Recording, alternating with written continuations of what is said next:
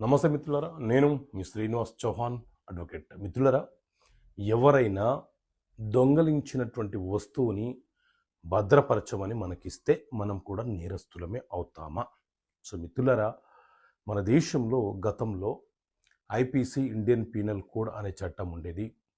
ఆ చట్టానికి బదులుగా బిఎన్ఎస్ భారతీయ న్యాయ సంహిత అనే చట్టం 2024 నుంచి అమల్లోకి వచ్చింది. సో ఈ చట్టంలోని సెక్షన్ 317 క్లాస్ 2 ప్రకారంగా ఎవరైనా ఏదైనా ఒక వస్తువును దొంగలించి మన వద్దకు తీసుకువచ్చి భద్రపరచమని మనకిస్తే ఒక పౌరుడిగా మన యొక్క బాధ్యత ఏంటి అని అంటే పోలీసులకు సమాచారం ఇవ్వడము.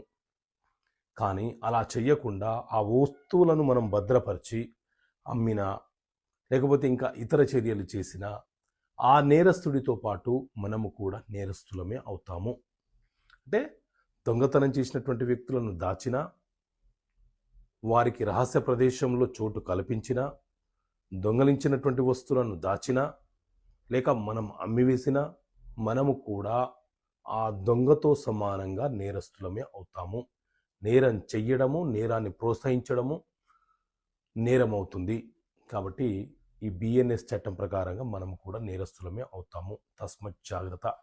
సో ఇలాంటి అంశాలను అంటే మన దేశంలో ఉన్నటువంటి చట్టాలు ప్రజలకు అవగాహన కల్పించడమే రాజ్యాంగం యొక్క ముఖ్య ఉద్దేశము.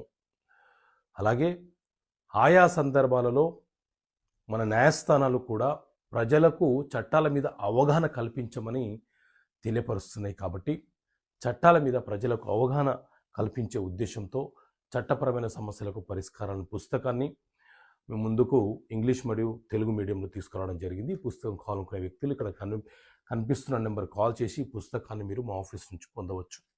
ఓకే మిత్రులారా, థ్యాంక్ యూ. జై హింద్.